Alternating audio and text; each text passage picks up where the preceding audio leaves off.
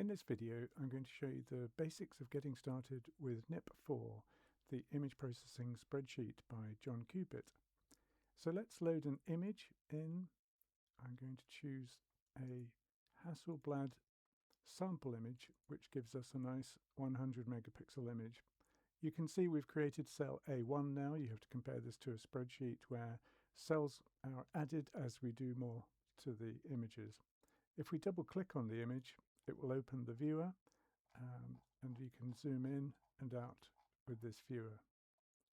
So let's do something simple with this. If I hold down Control and drag, I generate regions.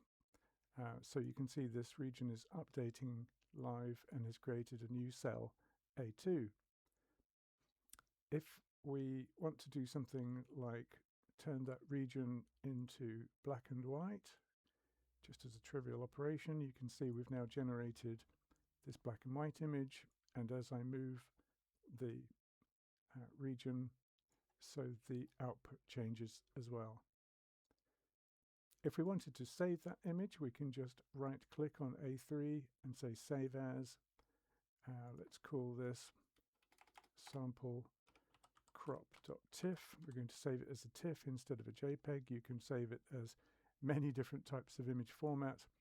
It will give you a dialog box showing options for things like compression and tiling. We won't look at those now, and we can press save.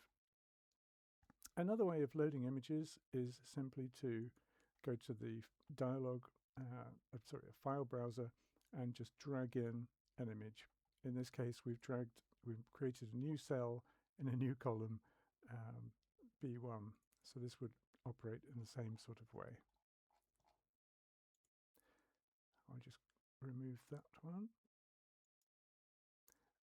To save a workspace, a bit like saving a spreadsheet, you do save workspace, and I'm going to call this cropping.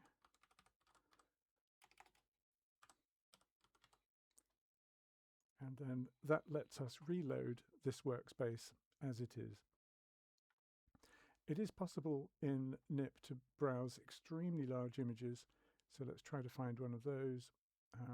In this folder here we have a 1 gigabyte image, and you can see that it's extremely quick to navigate around images, and that is due to the underlying libvips architecture.